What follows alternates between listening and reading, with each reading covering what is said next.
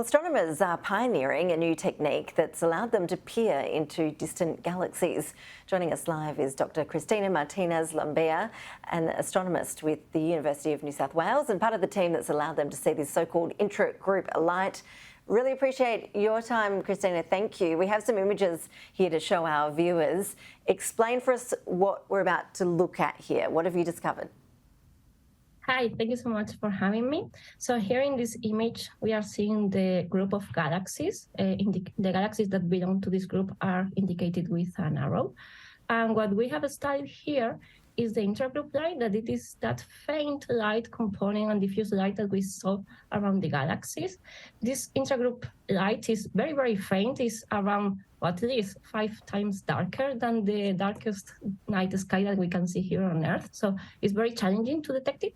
And what we have done is not only to detect it, but also to study or analyze in depth the stellar population, the stars that belong to this intra-group light.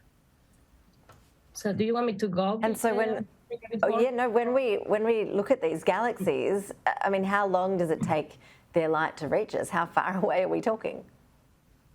I mean, they are very far away from us. So as they are very far away, their light takes many years to arrive to us. If I remember well, around 2.5 billion of years.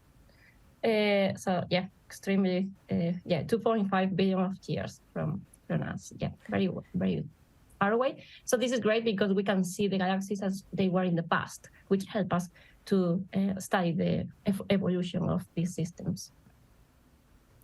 Yeah, so just tell us a bit more about what this teaches us, what we actually learn by being able to observe these events that did happen so long ago. Yeah, so let me explain first what is intra-group light.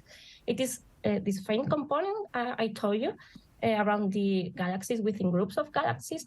So it is very particular because this light is made of stars that at some point they belong to galaxies, but due to interactions between the galaxies within the groups, which is a very common process, the stars in the galaxies are stripped out, so they end up floating freely in this diffuse component following the gravity of the group. So studying this intra-group light, we can trace back the merging history of the group, so we can tell the story of the group, what have been happening here.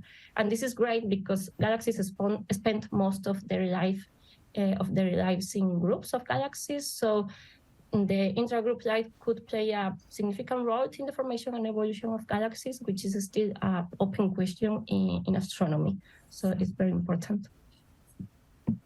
Very important indeed. Congratulations on your work, and thank you for bringing those images to us. Thanks for your time. Thank you so much.